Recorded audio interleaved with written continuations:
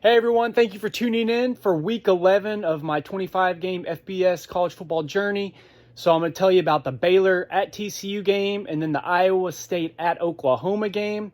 So I ended up getting plenty of sleep Wednesday and Thursday. And by the time Friday came around, I knew that I wasn't going to be able to have much sleep. I took about an hour nap, ate, took a shower, made some packing adjustments, and was ready to go by around 7 p.m. So I was off to the TCU Baylor game first. Game started at 11 a.m. and I got to the Memphis, Arkansas border and that bridge that goes over the Mississippi River somewhere around 10:15 at night. So I stopped for some gas, and a little bit after I drove another 3.5 hours, then stopped off somewhere, off I-30 West near Arkadelphia, Arkansas. So went to the gas station and saw some weird stuff. About 2 a.m., this guy was nice, but he was asking me to fill up the gas tank, and I was like, sorry, man, I don't have any extra money to be able to fill your gas tank up. And then at the same place, I felt really bad for this guy, but his truck looked like it had been spray painted. And I don't know exactly what had happened. I just felt bad for the guy. I don't know.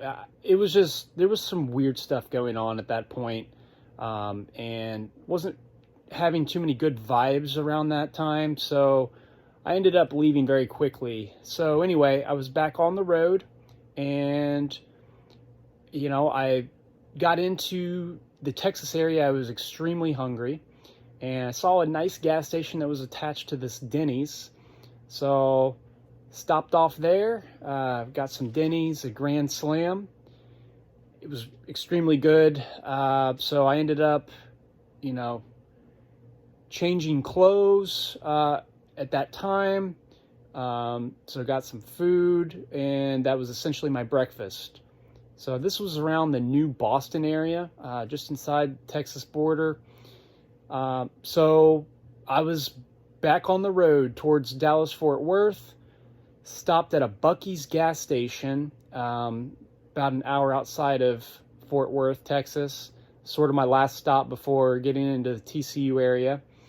And this place was really cool, really clean store, good convenience store, gas station, phenomenal bathrooms. So it was definitely, a good place to stop off.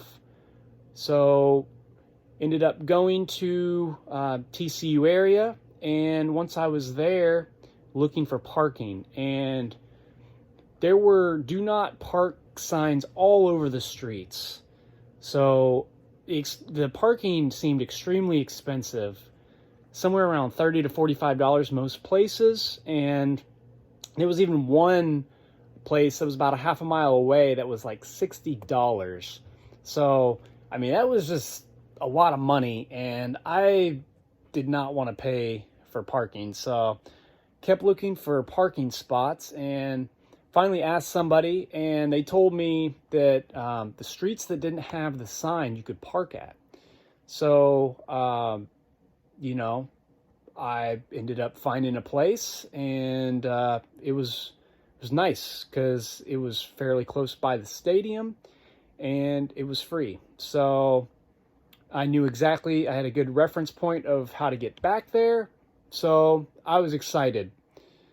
So anyway, went to the Frog Walk, like the walkthrough that they have, and before that, I was kind of just like walking around, saw some of the campus area.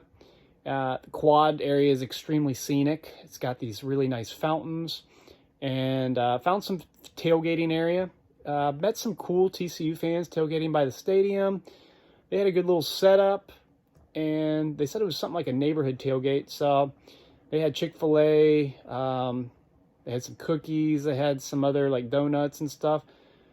Good food, and they were nice. They offered it to me, and so anyway, went to some other tailgates, met some other people over there and talked to them. So ended up going to the game at that point, and So I had paid $53.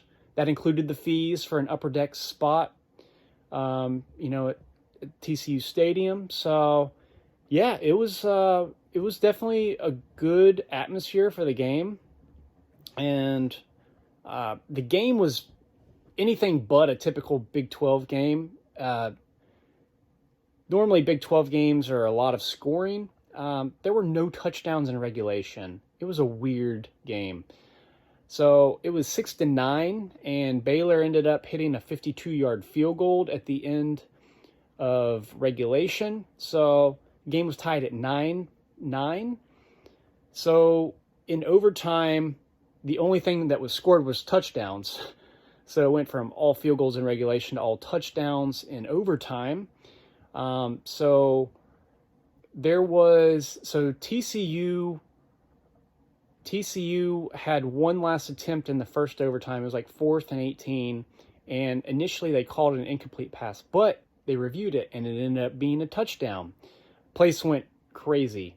So, after that, I mean, this game was just, an emotional roller coaster.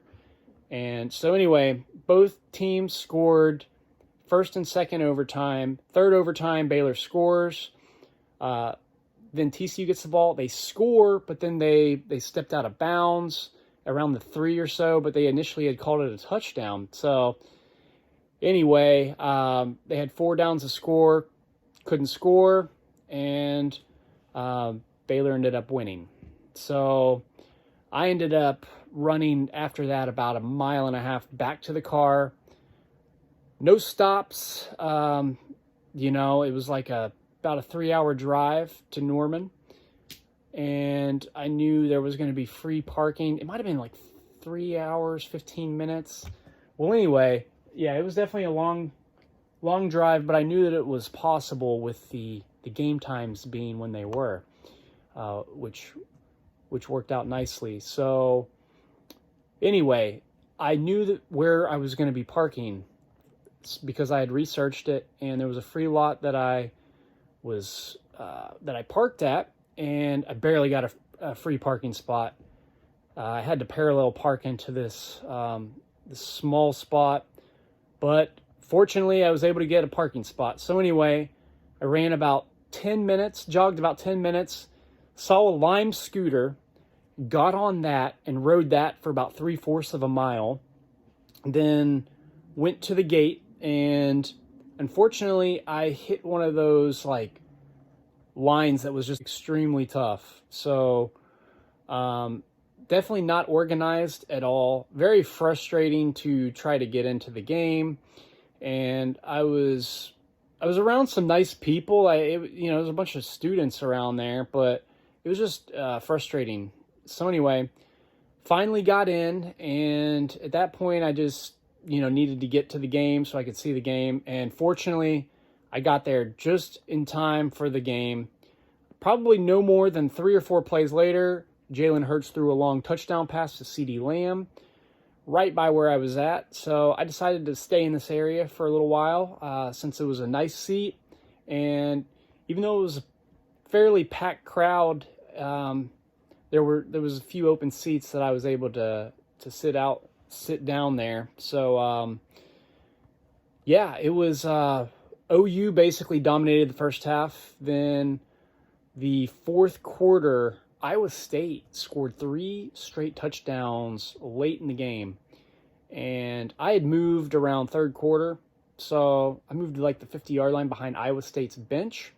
And it ended up being, an extremely good game. Iowa State, they made this miraculous comeback at the end.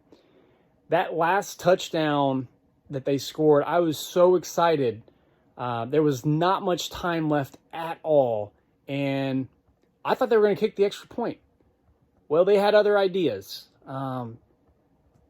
They ended up going for 2. I was so mad. I was pissed. I had an opportunity to go to 2 Big 12 overtime games in the same day in different states. I don't know how many times that's ever happened. Probably not many, though. And once I noticed they were going for 2, it was frustrating. So anyway, yeah, I started yelling I just started yelling at the bench, like, why are you going for it? Anyway, I was just frustrated. I mean, it's the trendy thing to do. Go for two at the end of the game. I've seen it, backfire on a lot of people when they try to go for two and they don't end up making it, and lose the game. So anyway, I was rooting for them to not get that after they went for it. So they didn't end up getting the 2-point conversion, and they lost 42-41. So anyway, got some cups, some ticket stubs after the game. I ended up meeting up with a friend who was in Oklahoma for a little while, OJ. And so we went to Buffalo Wild Wings at around 12:30. And it was crazy. This Buffalo Wild Wings had like a basketball hoop. Never seen that before. So ate some wings, watched some football. I remember Boise State and Wyoming. They went into overtime, was watching that game, and ended up leaving around 2 a.m. from Norman. So had a 9.5-hour drive back. About 40 minutes on my way back, I realized I had forgotten my coat at Buffalo Wild Wings. So I called them up, and fortunately they still had it, and so they kept it for me. So I called my friend up, and I told him, I was like, hey man, I left my jacket over at Buffalo Wild Wings. So I told him that I'd send him the money if he sent me the coat. So anyway, he scheduled it for it to come back in about 3 days, but it ended up taking about 3 weeks. Anyway, it cost $15, but I finally got my jacket back. So on my drive back, I was going to stay at a hotel. I didn't end up staying at the hotel. So anyway, I just kept driving and saw a tractor trailer, unfortunately, that had flipped over. The cops had just gotten there to the scene. Very scary. So I felt really bad for the guy. Anyway, got back around 4:30 p.m. that Sunday. So basically, I left at 7 p.m. Friday and arrived back at 4:30 p.m. Sunday. No hotel, no shower.